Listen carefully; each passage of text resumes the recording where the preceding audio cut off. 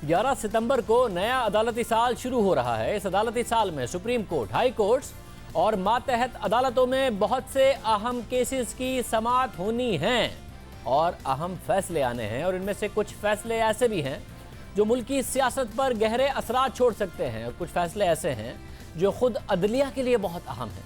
नए अदालती साल का तस्वुर जस्टिस इफ्तिखार चौधरी सामने लाए। उन्होंने ये रिवायत डाली कि नए अदालती साल के आगाज़ में चीफ जस्टिस ऑफ पाकिस्तान अपनी तरजीहात का ऐलान करें। अब 2 दिन बाद नया अदालती साल शुरू होगा।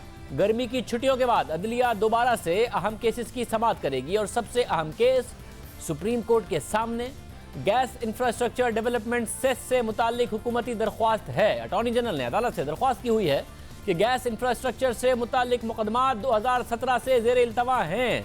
इन मुकदमात की वजह से हुकूमत का बहुत बड़ा रेवेन्यू फंसा हुआ है। GIDC से मुताल्लिक मुकदमात को जल्द समाअत के लिए मुकर्रर किया जाए। ये दरख्वास्त हुकूमत के लिए बहुत अहम है, क्योंकि अगस्त में हुकूमत ने GIDC ऑर्डिनेंस जारी किया, फिर तनकीद के बाद वापस लिया और इस मामले को सुप्रीम कोर्ट ले जाने का ऐलान किया। इस हवाले से खुद वज़ीर आज़म हाउस वाज़ेह कर चुका है कि वज़ीर आज़म कौम को बताना चाहते हैं कि अदालत जाने से फैसला खिलाफ आने का भी ख़तरा है, और हो सकता है कि सारे पैसे हुकूमत को मिल जाएँ, और हो सकता है कि हुकूमत को कुछ भी ना मिले, बल्कि उल्टा जो 295 अरब रुपए इन कंपनियों से हुकूमत पहले ले चुकी है वो भी वापस देने पड़ जाएं। अब सुप्रीम कोर्ट इस मामले को देखेगी। इसके अलावा खुद सुप्रीम कोर्ट इस नए अदालती साल में अपने सीनियर जज जस्टिस काजी फाइज ईसा के हवाले से अहम फैसला सुप्रीम कोर्ट ने करना है। जस्टिस काजी फाइज ईसा के खिलाफ 2 रेफरेंसेस सुप्रीम जुडिशल काउंसिल के सामने आए। उनमें से एक रेफरेंस सदर मुमलिकत को खत लिखने से मुतालिक सुप्रीम जुडिशल काउंसिल मुस्तरद कर चुकी है, मगर दूसरा रेफरेंस असासे छुपाने से मुतालिक अभी ज़ेरे समाअत है। अहम बात यह है कि सुप्रीम कोर्ट ने जो नया रोस्टर जारी किया है उसमें जस्टिस काजी फाइज ईसा दोबारा से बेंच में शामिल हो गए हैं और इस हफ्ते से सुप्रीम कोर्ट में मुकदमात की समाअत करेंगे।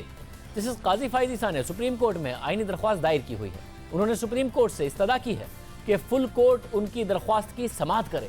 इस हवाले से सुप्रीम कोर्ट में Pakistan bar council, Sindh bar council समेत 5 आईनी दरख्वास्तें दायर हैं, और सुप्रीम कोर्ट नए अदालती साल में इन दरख्वास्तों को भी सुनेगी। ये समाअत बहुत अहम होगी।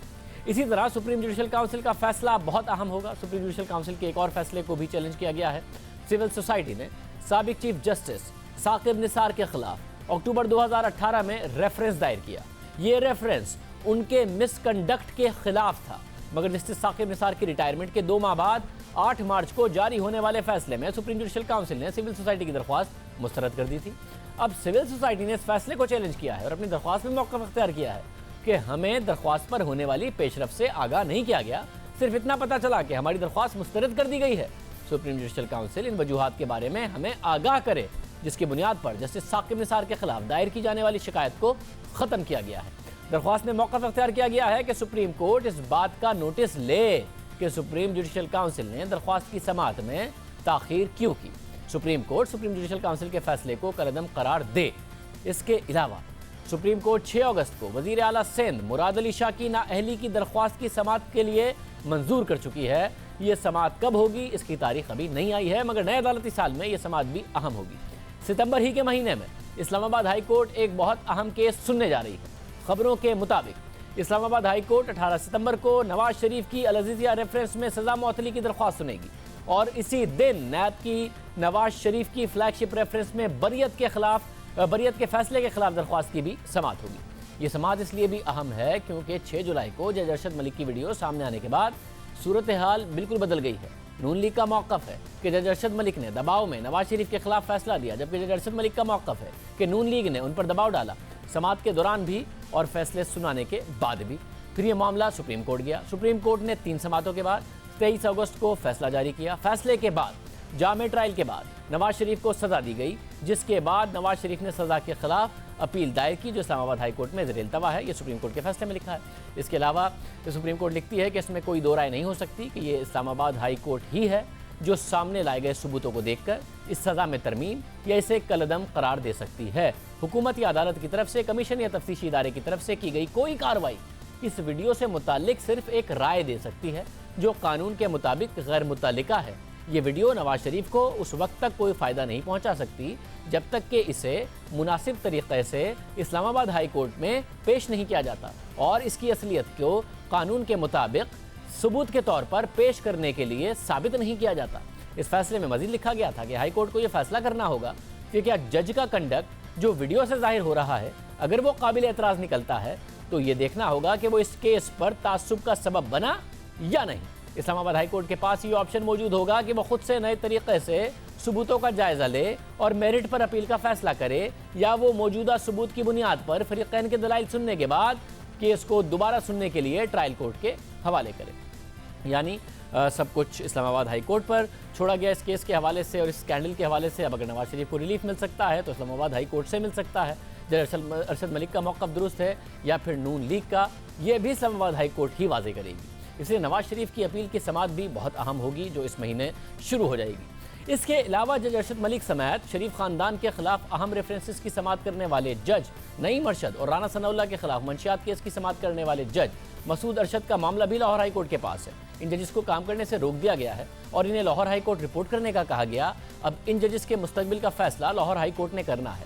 نئے عدالتی سال میں اس حوالے سے اہم فیصلہ کرنا ہے۔ نئے عدالتی سال میں ماتحت عدالتیں بھی اہم کیسز کی سماعت کریں گی۔ آصف زرداری، فریال تالپور، شہباز شریف، مریم نواز، حمزہ شہباز، خواجہ سعد رفیق، شاہد خاقان عباسی، مفتاح اسماعیل سمیت بہت سے سیاسی رہنماؤں کے خلاف کیسز عدالتوں میں زیر سماعت ہیں، مگر سپریم کورٹ میں آئندہ آنے والے دنوں میں اہم سماعتیں ہونے جا رہی ہیں۔ اس حوالے سے بات کریں گے سپریم کورٹ کو کور کرنے والے سینئر رپورٹر، سینئر صحافی عبدالقیوم صدیقی اور حسنات ملک سے۔ بہت شکریہ آپ دونوں کا ظاہر ایک وسیع تجربہ ہے۔ قیوم صدیقی صاحب، سب سے پہلے میں آپ سے جاننا چاہوں گا، نیا سال شروع ہو رہا ہے، اپنے تجربے کو مد نظر رکھتے ہوئے بھی سپریم کورٹ کے ماحول کو جانتے ہوئے آپ کیا سمجھتے ہیں؟ ٹاپ 3 کیسز آپ کے کون سے ہیں جن پر آپ سمجھتے ہیں کہ بہت زیادہ نظر رکھنی چاہیے اور بہت زیادہ اہمیت کے حامل ہیں؟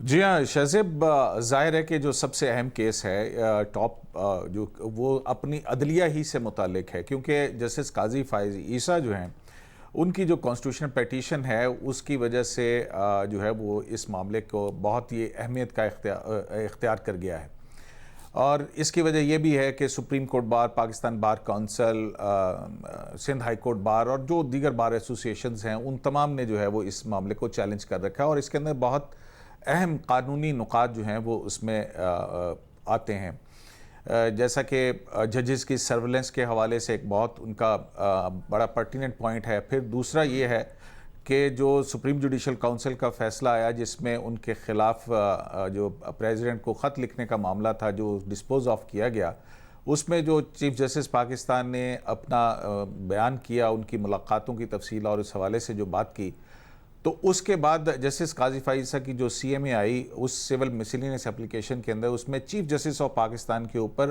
ان کے حوالے سے باعث کا جو ہے وہ بھی بات سامنے آئی اور الزام جو ہے وہ لگانے کا بات سامنے آئی۔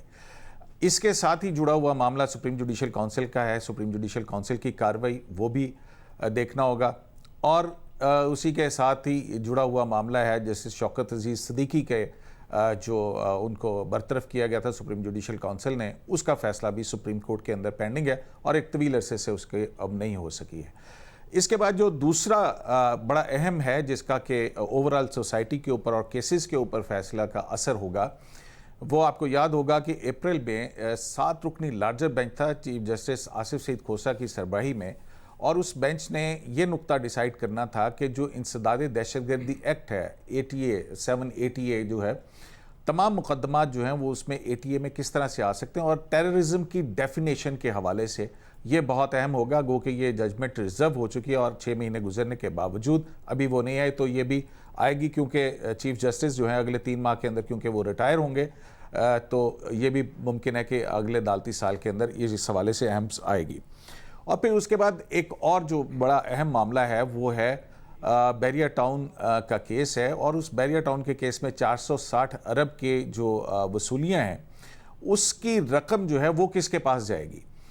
اب اس میں جو ہے وہ بڑا ایک قانونی نقطہ اٹھایا ہے اٹارنی جنرل فار پاکستان نے، اور انہوں نے کہا کہ اس مد میں جمع ہونے والی رقم جو ہے وہ پبلک اکاؤنٹس میں جائے گی، فیڈرل گورنمنٹ میں، اور سندھ حکومت جو ہے وہ اس کے بھی ایک درخواست ہے، اس کا کہنا ہے کہ وہ اس اکاؤنٹ میں جائے گی۔ اب یہ کیوں اہم ہوگا؟ وہ اس حوالے سے ہوگا کہ اگر یہ وفاقی حکومت کے حق میں جاتا ہے، جیسا کہ ان کا اٹارنی جنرل کا موقف ہے کہ 78 کے تحت جو اس طرح کے فنڈز ہیں وہ پبلک اکاؤنٹس میں جاتے ہیں، تو پھر جو ڈیم فنڈ ہے وہ کیونکہ ابھی آپ نے پہلے تو وہ اسٹیٹ بینک میں پڑے رہے، وہ تقریباً 11 ارب روپے کے قریب، اور پھر اس کے بعد سپریم کورٹ کے ایک لارجر بینچ نے یہ فیصلہ دیا کہ نیشنل بینک کے اندر انویسٹ کیا جائے، اور وہ اس میں اب وہ رقم انویسٹ ہے. تو پھر اگر یہ نقطہ ڈیسائیڈ ہوتا ہے تو اس حوالے سے یہ بہت اہم ہوگا کہ وہ رقم کہاں جائے گی. اور پھر تیسرا جو ہے وہ ظاہر ہے کہ جی آئی ڈی سی جو کہ 418 ارب روپے کا معاملہ ہے، سیس کا معاملہ ہے، تو یہ معاملات جو ہیں وہ کافی اہم ہوں گے. اور اس کے ساتھ ہی جو شہباز شریف اور کے پی کے امیر مقام ہیں، ان کی ضمانتوں کی منسوخی کے لیے نیب جو ہے وہ سپریم کورٹ کے اندر آیا ہے. تو یہ بہت اہم مقدمات ہوں گے. ظاہر ہے ایک اسلام آباد ہائی کورٹ کی اپیلیں یہ دیکھنا ہوگا کہ اس سال میں ڈیسائیڈ ہوتی ہیں، تو لا محالہ وہ اپیلیں جو ہیں پھر وہ کسی بھی صورت میں اگر وہ شریف خاندان کے حق میں جاتی یا مخالفت میں جاتی، دونوں صورتوں میں مقدمہ سپریم کورٹ میں آئے گا. حسنات، آپ کیا کہیے گا؟ آپ کی نظر میں کون سے بہت زیادہ اہم کیسز ہیں جو کہ اثر بھی ڈالیں گے، جن پر نظر بھی ہو کہ یہ بہت زیادہ اہم ہوں گے؟ شاہزیب، پہلے تو دیکھنا ہوگا کہ جو موجودہ چیف جسٹس ہیں ان کی جو اپروچ رہی ہے وہ جوڈیشل ریسٹرین اور زیادہ فوکس ان کا جو رہا ہے وہ کرمنل جسٹس سسٹم پہ رہا ہے. اور انہوں نے جو اپنے منصب جو ہی سنبھالا تو زیادہ جو ان کے بڑے فیصلے آئے وہ کرمنل جسٹس سسٹم کی بہتری کے حوالے سے آئے. تو اب دیکھنا ہوگا کہ ستمبر کے بعد جو اب ان کے 3 مہینے ٹینور میں ہیں، باقی دسمبر میں انہوں نے ریٹائر ہونا ہے، تو اب ان کا فوکس کیا ہوگا، کیونکہ کرمنل اپیل سپریم کورٹ میں تقریباً ختم ہو گئی ہیں. تو اب کیا وہ جو اپنی ترجیحات ہیں وہ کانسٹیٹیوشنل ایشوز کو کی ایڈجوڈیکیشن پہ ہوں گی یا وہ کرمنل جسٹس سسٹم کو ہی فوکس کریں گے.